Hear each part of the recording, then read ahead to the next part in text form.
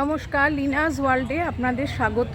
আজ পুরনো আর অতি জাগ্রত প্রভু জগন্নাথ দেবের মন্দির দর্শন করতে আপনাদেরকে নিয়ে এসেছি। আর এখানে 22শে জানুয়ারি বিশাল বড় একটা বজরংবলীর বিগ্রহ স্থাপন হয়েছে। তো চলুন কোথায় এই মন্দিরটা আর কিভাবে আসবেন, মন্দিরে খোলা বন্ধের টাইমিং, আর এখানে পুজো দেওয়ার কি ব্যবস্থা আছে, ভোগ আরতির ভোগ পাবার ব্যবস্থা আছে কিনা, প্রত্যেকটি জিনিস জানাবো। আর তার আগে বলি এখানে আসবেন কি করে। আমি এখন দাঁড়িয়ে আছি শ্যামবাজার পাঁচমাথার মোড়ে। দেখুন, ওপারে যাব, ওপারে যেয়ে বাস ধরবো। চলুন আপনাদের দেখি। আমি এখন এপারে চলে এসেছি আর এখান থেকে ধরবো হচ্ছে 78 নম্বর বাস। এই দেখ, যাবো হচ্ছে তালপুকুর। আর আপনারা যদি ট্রেনে করে আসেন সেক্ষেত্রে ট্রেনে ব্যারাকপুর স্টেশনে নেবে, ওখান থেকে কিন্তু টোটো বা অটো পেয়ে যাবেন এই তালপুকুরে আসার জন্য।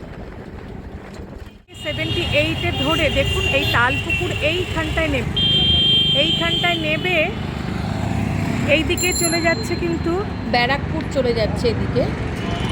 আর এখান থেকে নেবে আপনারা পুরো এই রাস্তা ধরে এগোবেন। এখানে ল্যান্ডমার্ক গোপাল মেডিকেল হল দেখতে পাচ্ছেন। এখান থেকে যাব হচ্ছে সোজা।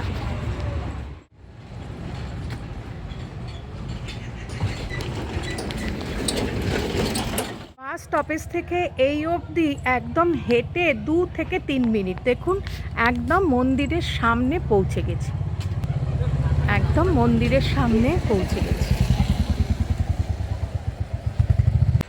গেছি, একদম মন্দিরের তোরণের সামনে। দেখুন, এই হয়েছে মন্দির।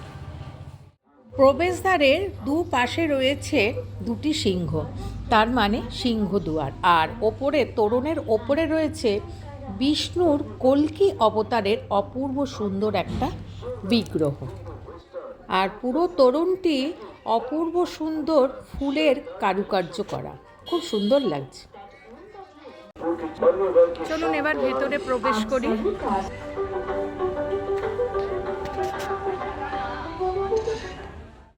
প্রবেশ করেই প্রথমেই দেখতে পারবেন অরুণ দেবের অপূর্ব সুন্দর মূর্তি।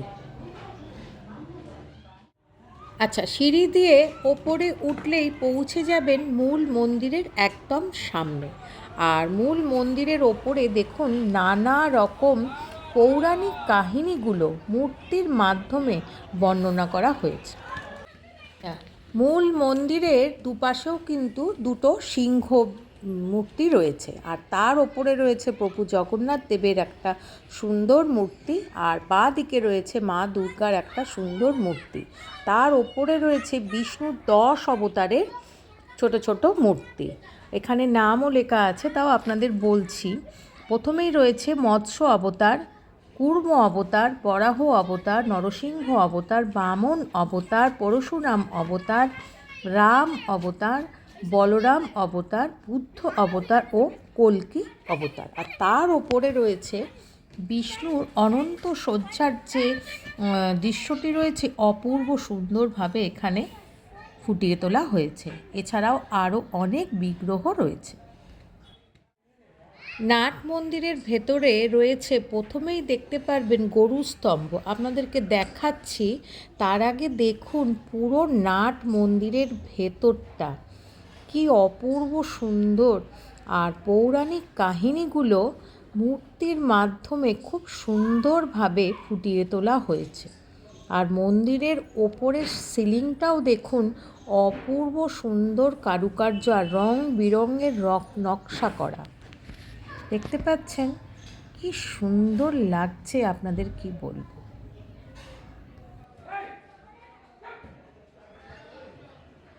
আর ডান দিকেও অনেক ফটো আর বিগ্রহ রয়েছে, তার মধ্যে একটা কোষ্ঠী পাথরের শিবলিঙ্গও রয়েছে। এই হচ্ছে গরুর স্তম্ভ, দেখতেই পাচ্ছেন অপূর্ব সুন্দর বিগ্রহ। আর তার ঠিক সামনেই রয়েছে মূল গর্ভগৃহে প্রভু জগন্নাথ দেব। অপূর্ব সুন্দর বিগ্রহ। চলুন ভেতরে প্রবেশ করি আর প্রভু জগন্নাথের দর্শন করে নিই।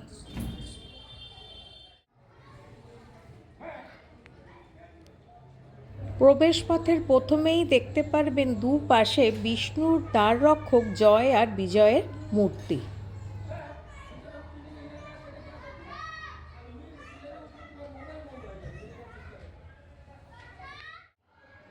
মূল গর্ভগৃহের ওপরে রয়েছে কালো কোষ্ঠী পাথরের নবগ্রহের 9টি মূর্তি, আর এপাশে রয়েছে গণপতি বাপ্পা, আর আরেক পাশে রয়েছে বজরংবলীর একটা সুন্দর মূর্তি। আর এই হয়েছে গর্ভগৃহে বিরাজ করছেন, উঁচু ভিত্তিপ্রস্তর ওপরে বিরাজ করছেন রাজবেশধারী প্রভু জগন্নাথ, মা সুভদ্রা ও প্রভু বলরাম দেবের অপূর্ব সুন্দর মূর্তি। আর তার সামনেও কিন্তু অনেক দেবদেবীর মূর্তি রয়েছে। দেখতেই পাচ্ছেন কি অপূর্ব সুন্দর বিগ্রহ। আর প্রভুর এই বিগ্রহ কিন্তু পুরী থেকে আনা হয়েছে।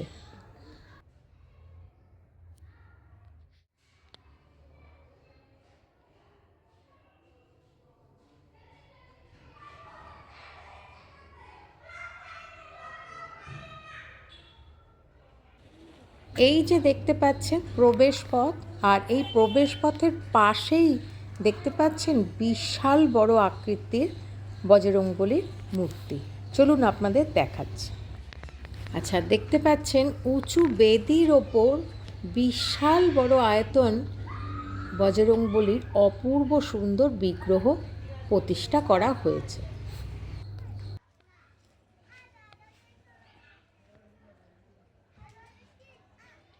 আর এখানে বজরংবলী এক হাতে ভক্তদের আশীর্বাদ দিচ্ছেন, আর আরেক হাতে গদা ধরে আছে, আর গায়ে একটা উত্তরীয়।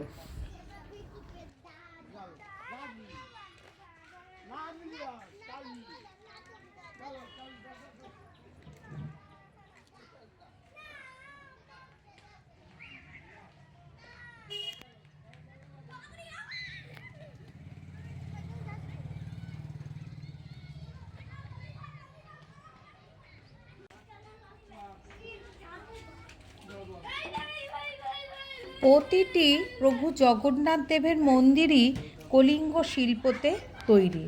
এখানেও কিন্তু তার ব্যতিক্রমী নেই, সেই শিল্পতেই এটা তৈরি করা হয়েছে। আর এখানে নাট মন্দির, জগমোহন আর মূল মন্দির গায়ে দেখুন, মন্দিরের গায়ে নানা রকম কারুকার্য ও দেব দেবীর মূর্তি রয়েছে। আর রয়েছে এক ধারে রয়েছে বামন অবতার, আর এক ধারে রয়েছে বরাহ অবতার, আর পেছনে রয়েছে নরসিংহ অবতারের অপূর্ব সুন্দর বিগ্রহ। দেখতে পাচ্ছেন অপূর্ব সুন্দর কারুকার্য।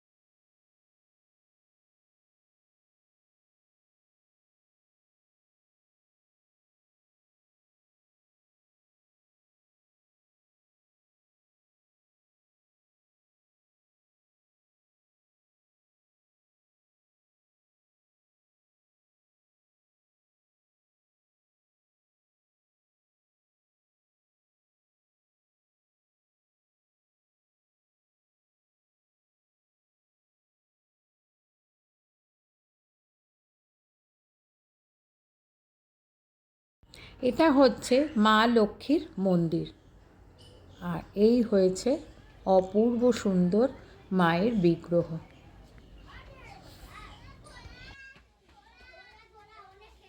জগন্নাথ দেবের মন্দিরে এসে যদি আপনারা ভোগ পেতে চান তাহলে দেখুন এখানে লেখা রয়েছে 100 টাকা, আর যদি পার্সেল হয় তাহলে 120 টাকা। আর এখানে কন্ট্যাক্ট নাম্বার দেওয়া আছে, আপনারা এখানে আগের দিন বলবেন এবং এরা পরের দিন আপনাদের জন্য সব ব্যবস্থা করে রাখবে।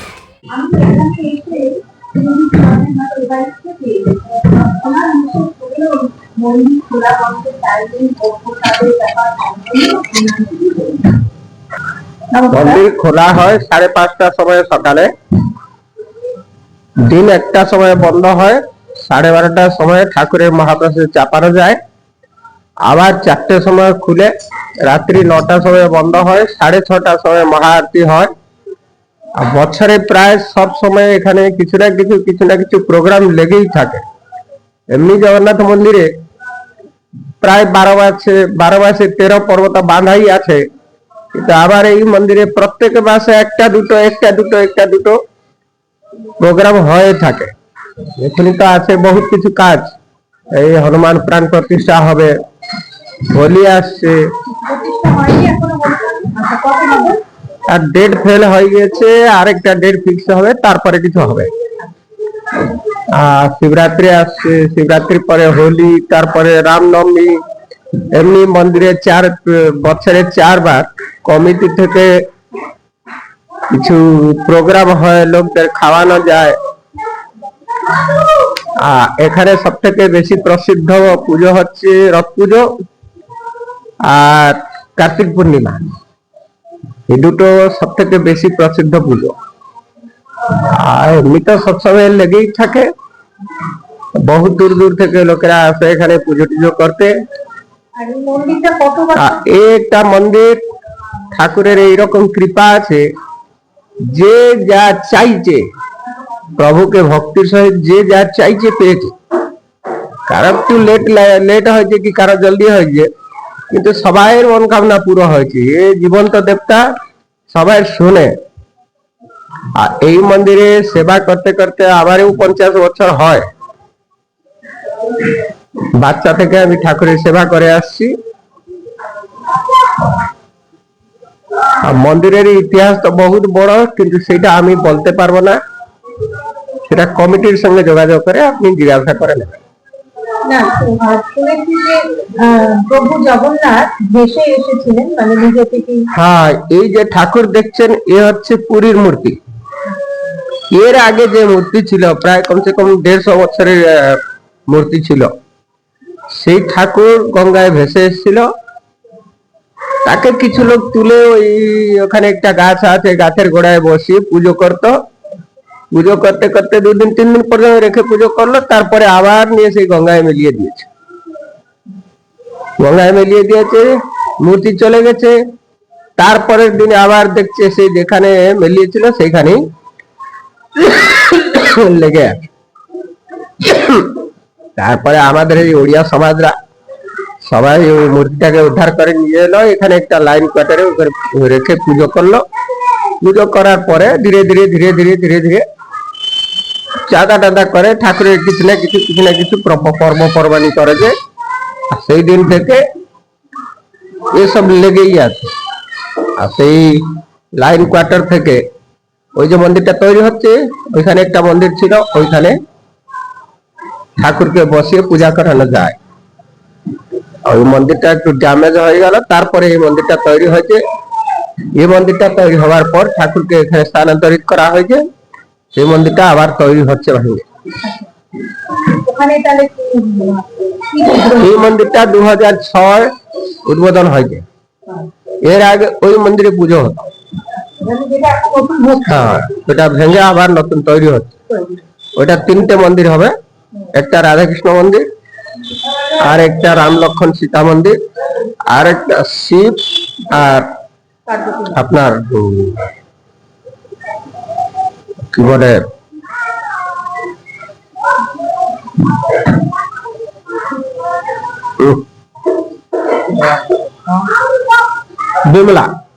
বিমলা মন্দির। শিব আর বিমলা মন্দির একটা হবে। কেন জগন্নাথ মন্দিরে বিমলা মন্দির না থাকলে প্রসাদটাকে মহাপ্রসাদ বলা যায় না। হ্যাঁ, জগন্নাথের কাছে যে ভোগটা হবে সেটা আবার নিয়ে বিমলার কাছে প্রসাদ চাপানো যাবে, তারপরে সেটা মহাপ্রসাদ হয়। এখানে প্রসাদ মার কাছে যখনই পুজো হলো সেটা হলো মহাপ্রসাদ। একটা পুরানা পরম্পরা রয়েছে, এইসব চলছে।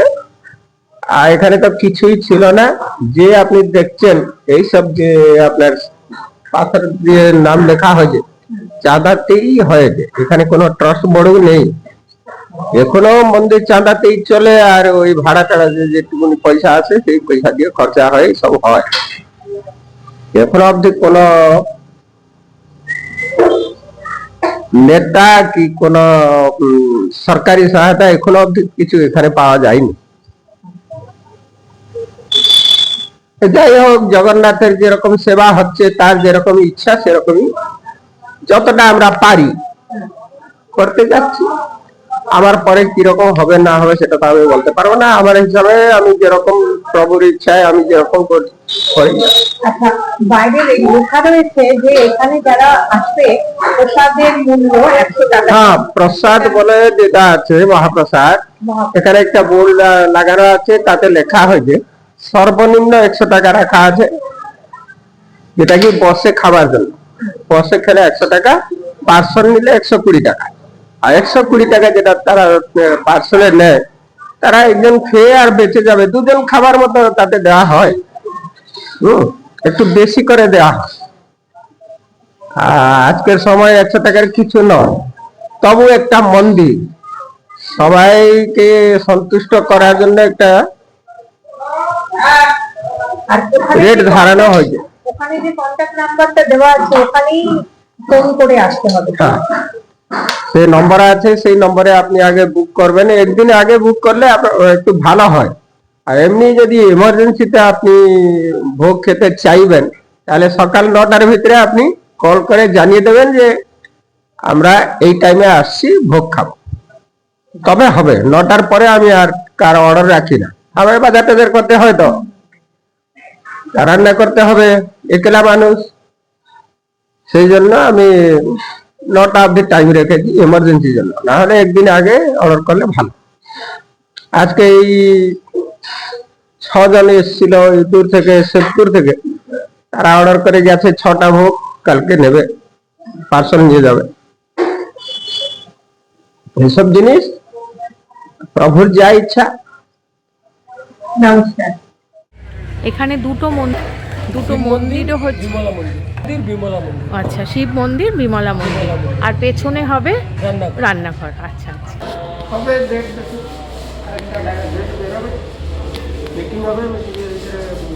মিটিং হওয়ার পরে আবার মানে রং ঠং কমপ্লিট হয়ে যাবার পরে, মিটিং হওয়ার পরে আপনাদের এই বজরংবলির এটা উদ্বোধন হবে। এখনও উদ্বোধন করা হয়নি। শুনতেই পেলেন, এখনও কিন্তু বজরংবলী, আমি দুঃখিত যে আমি বলে দিয়েছিলাম যে বজরংবলীর বিশাল বড় বজরংবলীর বিগ্রহ উদ্বোধন হয়ে গেছে, কিন্তু না, দুটো ডেট চলে গেছে, এরপরে এসব রং হয়নি। আপনারা এখানে আসলে প্রভুকে দর্শন করার পরে পরিক্রমাও করতে পারবেন। এখনও পুরো রং হয়নি বলে সেবায়েত মশাইয়ের কাছে শুনলেন যে এখনও পুরো রং হয়নি বলে দুটো ডেট পেরিয়ে গেছে, কিন্তু উদ্বোধন হয়নি। সবার মধ্যে কথা হচ্ছে পুরো রং হয়ে গেলে কিছুদিনের মধ্যেই হয়তো উদ্বোধন হবে। এই ছিল আজকের বজরংবলী আর প্রভু জগন্নাথের মন্দির দর্শন। কেমন লাগলো অতি অবশ্যই আমাকে জানাবেন, লাইক, শেয়ার আর সাবস্ক্রাইব করে। Thanks for your time.